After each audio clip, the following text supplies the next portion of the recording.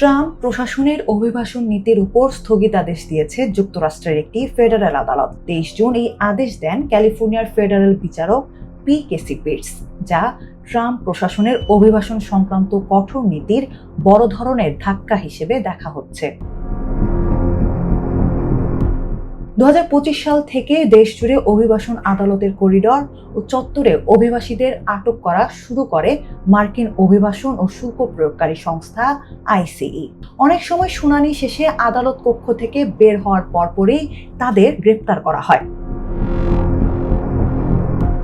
এই নীতির তীব্র সমালোচনা করেন আইনজীবী ও মানবাধিকার কর্মীরা। তাদের অভিযোগ, আদালতে হাজিরা দিতে আসা ব্যক্তিদের গ্রেপ্তার করা হলে অভিবাসীরা আদালতে যেতে ভয় পাবেন, ফলে ন্যায় বিচার পাওয়ার সুযোগ বাধাগ্রস্ত হবে। 71 পৃষ্ঠার রায়ে বিচারক পিটস বলেন, আইসিইর 2025 সালের আদালত গ্রেপ্তার নীতির ভীতিকর প্রভাব রয়েছে এবং এটি স্বেচ্ছাচারী ও খামখেয়ালি সিদ্ধান্তের শামিল। শুধু অভিবাসন আদালতগুলোকে নীতিমালার আওতায় আনা হলেও মূল সমস্যার সমাধান হয়নি, কারণ আদালতে হাজির হওয়া অনাগরিকদের মধ্যে যে ভয় তৈরি হয় সেই বিষয়টি নীতিমালায় যথাযথভাবে বিবেচনা করা হয়নি।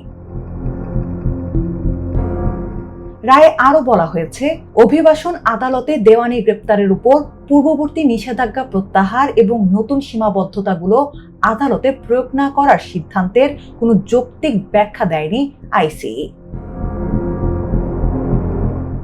আদালতের এই সিদ্ধান্তকে স্বাগত জানিয়েছেন সান ফ্রান্সিসকো ভিত্তিক লয়ার্স কমিটি ফর সিভিল রাইটসের জ্যেষ্ঠ আইনজীবী জর্ডান ওয়েলস। তিনি বলেন, আদালত ন্যায় বিচার পাওয়ার নিরাপদ স্থান, আইসিইর অভিযানের ক্ষেত্র নয়।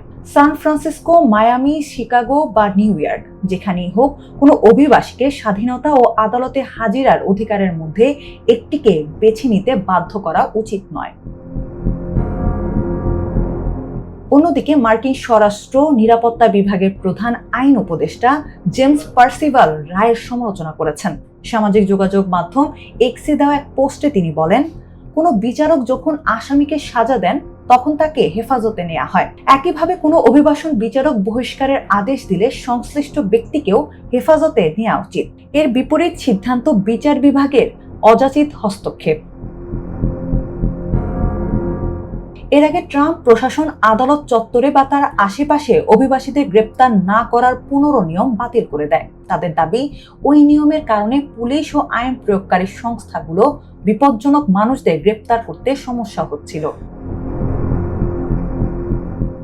আদালতের এই রায়ের ফলে আপাতত যুক্তরাষ্ট্র জুড়ে অভিবাসন আদালতগুলোতে আইসিইর গ্রেপ্তার অভিযান বন্ধ থাকবে। তবে ট্রাম্প প্রশাসন এই সিদ্ধান্তের বিরুদ্ধে উচ্চ আদালতে আপিল করবে কিনা তা এখনো স্পষ্ট নয়।